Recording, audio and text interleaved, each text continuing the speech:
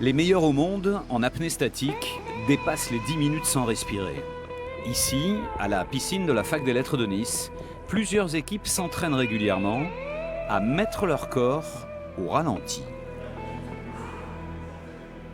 L'idée, c'est d'amener tout le métabolisme le plus bas possible. Donc si on n'a aucune activité musculaire et aucune activité mentale, c'est là où on va être le plus dans le mode économie d'oxygène, et c'est très très agréable, comme la méditation. Guillaume Bussière prépare les championnats du monde 2018 par équipe, où il s'alignera sur 3 disciplines de l'apnée. Profondeur en mer, statique en piscine et dynamique en nageant à l'horizontale sur plusieurs longueurs de bassin.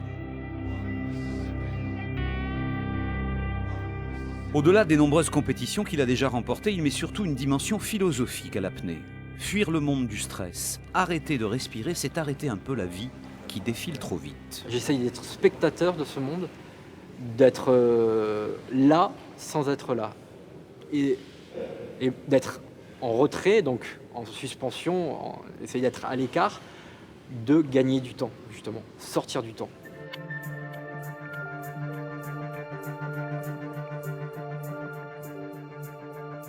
La niçoise Aurore Assau, elle aussi, parfois se pose et tente d'arrêter le temps.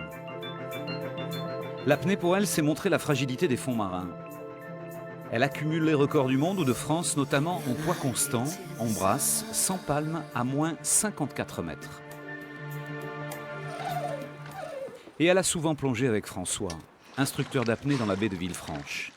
Il explique à ses élèves qu'on peut très bien arrêter de ventiler ses poumons, juste un moment.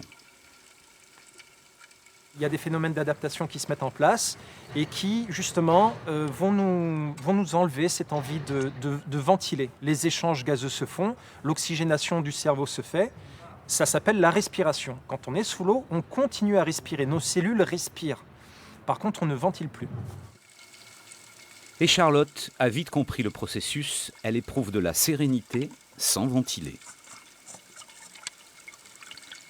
J'ai vraiment cette sensation de glisse, une sensation que je retrouve nulle part ailleurs.